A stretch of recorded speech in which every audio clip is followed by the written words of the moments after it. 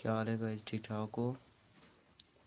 मैं आपका दोस्त परवेज़ बलोच। आप देख रहे हैं मेरा यूट्यूब चैनल बलोची स्टूडियो। आज मैं आप लोगों के पर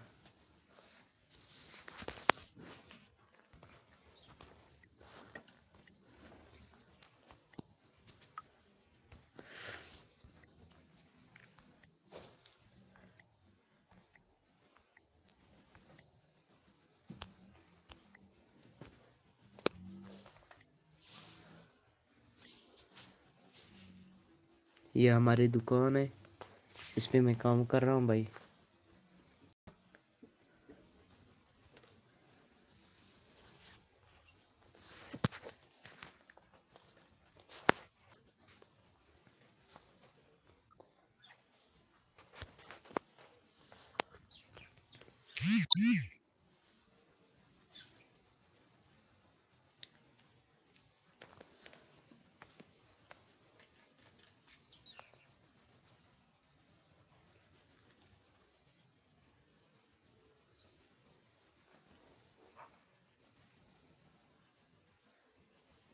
अब लोगों के कमेंट नहीं आ रहे हैं भाई।